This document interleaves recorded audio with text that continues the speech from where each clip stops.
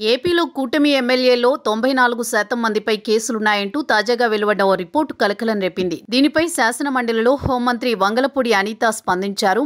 Janasena MLC Nagababu అడిగిన ప్రశ్నకు సమాధానంగా ఆమె కూటమి ఎమ్మెల్యేలపై కేసులకు, వైసీపీ ఎమ్మెల్యేలపై కేసులకు మధ్య ఉన్న తేడా ఏంటో వెల్లడించారు.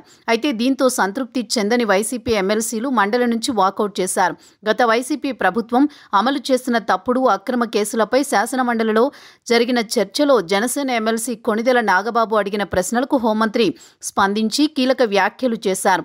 గత ప్రభుత్వ కాలంలో అమరావతి రైతులు రాజధాని కోసం పోరాడితే వందలాది మందిపై కేసులు పెట్టారని, తనపైన ఎస్సీ ఎస్టీ అట్రాసిటీ కేసులు పెట్టడంతో కడప కోర్టుకు వెళ్లినట్టు గుర్తు చేస్తున్నారు. గత ప్రభుత్వ చీకటి జీవోలు తెచ్చే సంస్కృతిని ప్రస్తుత కూటమి ప్రభుత్వం కొనసాగించిందన్నారు.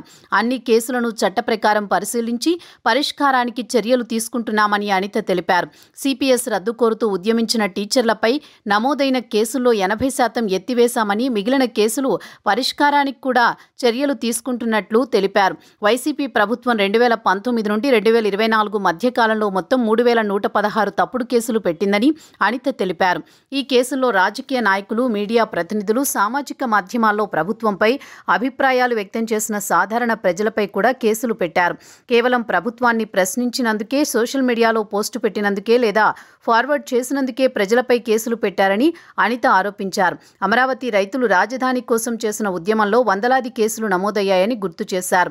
ఈ కేసుల్లో కొన్ని విచారణ దశలో ఉండగా మరికొన్ని ట్రయల్ పెండింగ్లో ఉన్నాయని, కొన్ని కేసులు కోర్టు పరిధిలో విచారణలో ఉన్నాయన్నారు. దీనిపై సీఎం చంద్రబాబుతో కలిసి సమీక్షిస్తామన్నారు. మరోవైపు ఇటీవల సాక్షిలో ఎన్డీఏ కూటమి సభ్యుల్లో 94% మందిపై కేసులున్నాయన్న వార్తలపై స్పందిస్తూ వారు గుర్తించాల్సింది ఒకటే, మా నాయకులపై కోడికత్తి కేసులు, గొడ్డలివేటు కేసులు లేదా తల్లి చెల్లెలు పేరుతో పెట్టిన పర్సనల్ కేసులు లేవు.